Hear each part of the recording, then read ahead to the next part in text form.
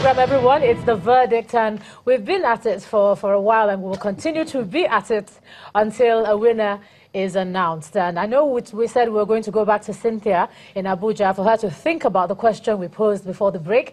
But let's go to our correspondent now, Lanre Lasisi. He's in Yola, the Adamawa State capital. Lanre, tell us about the preparations for tomorrow. We just have a couple of hours. Lanre. Well, Ijoma, it appears everything is going as scheduled according to the information we have received.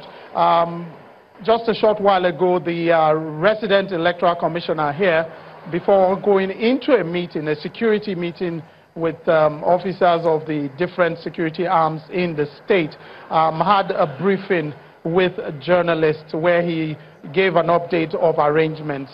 The key point, I think, that came out from that meeting was a unique situation in a local government, Magadali, that is unique to this place. And I think I'll just there's an interview we had with the Commissioner of Police, who is going to now speak on that. I think that interview is ready right now. You are fully aware of what is happening in Borno, of which Madagali is a bordering town with Borno State, where we have cases of insurgency. In fact, the issue of Madagali, we have heavy deployment of policemen in that area to ensure that we don't have disruption. We don't have any incident of disruption from either known or unknown criminals. In fact, the INEC has made a perfect arrangement to take care of any threat from that angle. You see, in Malaga, the vote is going to be different from the conventional voting, whereby people are going to vote in a respective polling unit. This time around, to make it easier, and also for the safety of the injured of Madagali, the REC chairman and his officers have come to an agreement with the stakeholders of Madagali that all the polling units will be assembled in the Ward Collection Center, and that's where voting will take place simultaneously in all the in Gulag and Madagali, in three areas: Gulag, Madagali, and Shua. So that area, that one, I think it has been taken care of.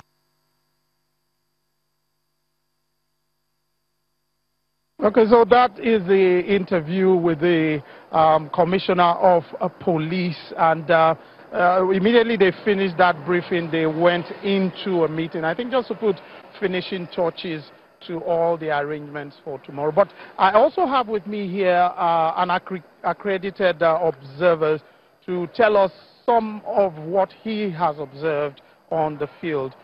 Good evening. Good evening. Thank you. Can you tell us, you've gone round from what you told me, what's been your finding? Yes, actually I have gone around Yola North, Yola South, Numan, Demsa and Maibalwa. All the local governments headquarters of INEC have distributed materials, and it is calm and peaceful.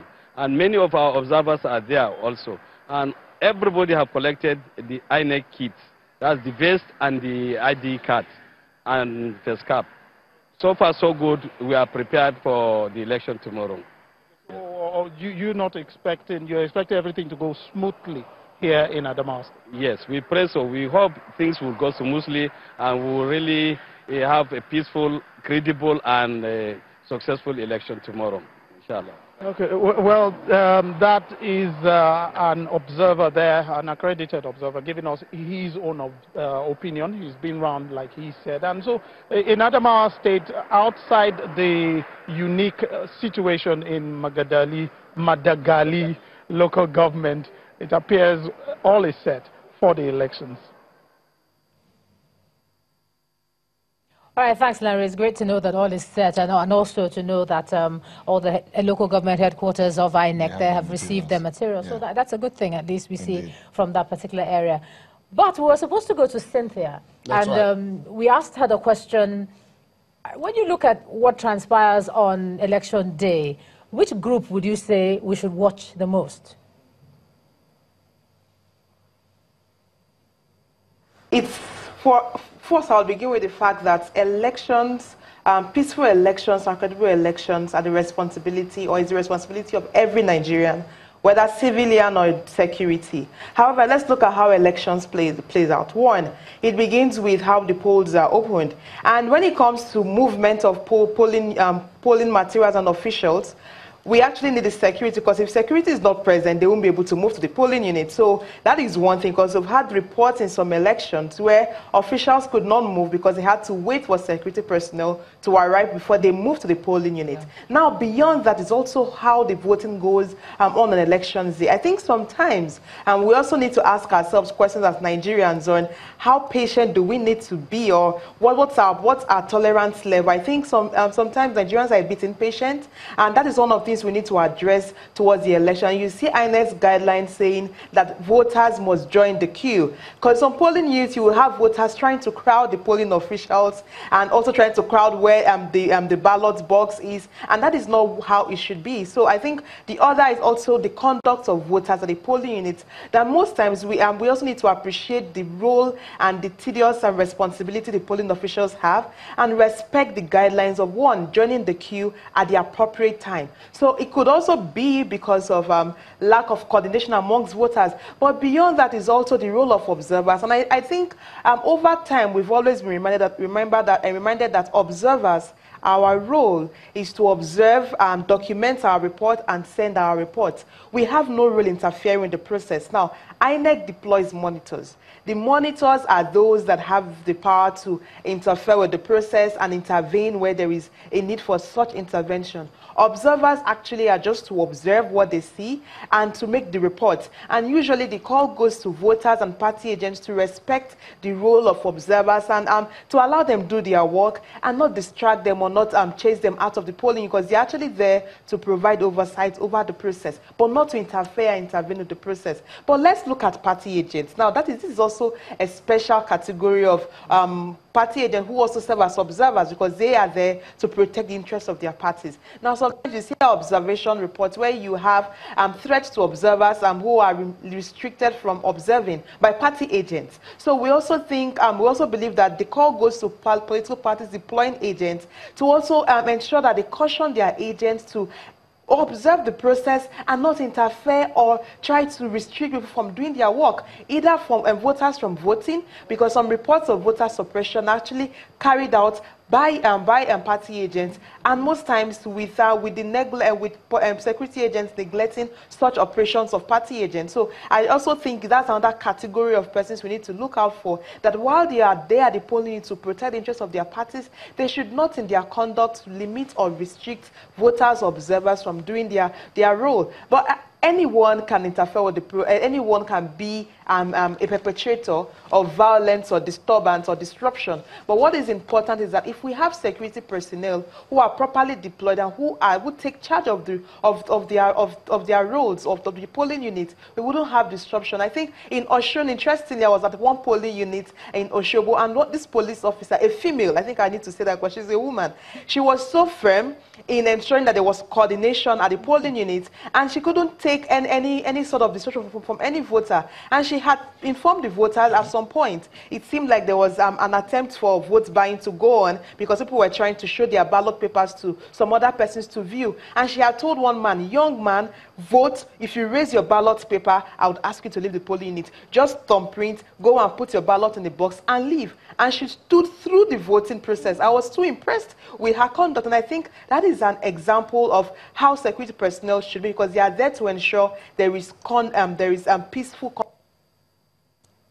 You see, and she was a woman, Auntie. Yes, that's just no, Auntie, did you say anything? I didn't say anything. No, you didn't have to say anything. You're on both sides of you. You have. I just have to point it out. Yes. It's okay. I'm not. Kudos to the women. But there was something that this young woman mentioned when she started, and I think I like the studio guest here in Lagos and the numbers man in Abuja to weigh in on this one question. She said something, how the polls are open. We could actually start from Abuja, Abiodun weigh in on that, and then we'll come back to Lagos. It says, how the polls are opened would also determine how it plays out at the end of the day. So take that statement, how the polls are opened, and tie it up to the deployment by INEC. 72 or 73, there are 73 candidates, put that aside, but 119,000 plus polling units, 53,023 voting points, 707,892 ballot boxes. I hope I got that number right. 125,543 ad hoc staff, 80,000 commercial vehicles hired by INEC, I guess, 996 boats, and a lot of other things that INEC is deploying. Again, how the polls are opened, process, deployment, and all of that. Is there a way that, looking forward, we can cut down on this level of deployment so that precision and opening of the polls is timely? Yeah, okay. If we look at how INEC does its distribution, you'll find out that a lot has been done to ensure that distribution is more timely. Gone are the days, or let me say, many years ago, INEC used to have a bit of a less advanced distribution system. But since the coming of the Professor Atahiru Jega-led INEC, they introduced the racks, or the super racks. Now, what is a super rack, or what we call the registration area center? This is a location that is at a ward level, or what we call RA, registration area level. And when you move materials from the federal to the state, CBN, from there you take it to the local government headquarters. But as you know, within a local government, you might have 15 wards, 10 wards, depending on the local government. And then each ward may have about 10, 15 polling units, some even up to 20 polling units. Now imagine a local government having about 200 to 250 polling units. And you have to provide the distribution from the local government or headquarters or capital to each of the polling units on election day. It becomes almost an impossibility to achieve. So what happens? They created an intermediary called the Super RAC, or the Registration Area Center. This is a place where you will allow materials between the local government and the polling unit. So what it means is that, and the places you saw some pictures last week of core members sleeping on the floor and all of that, those were the racks, right? Where you have materials that are brought in from the local government within that ward. But it's not exactly one ward for one super rack. So it's, for example, you might have 15 wards in a local government, and depending on how INEC chooses it based on the geopolitical, they look at the spacing, geospacing, they look at the distance between polling units, number of polling units in an area. So there's a way they develop that, calculation.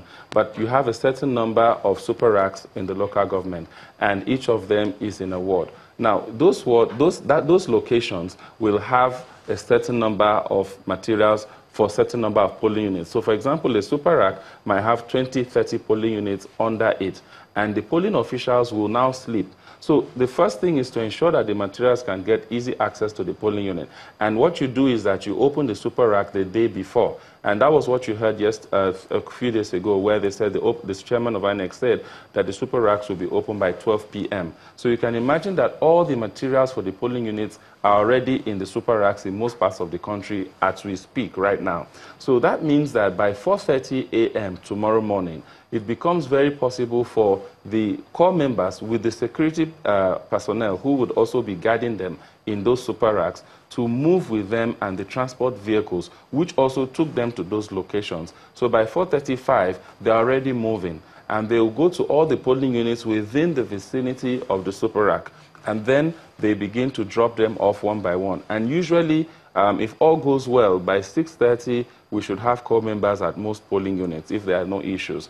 And usually, from our experience, the security men are in two deployments. Okay, they are the ones that are going to be escorting the super rack, the core members from the super rack.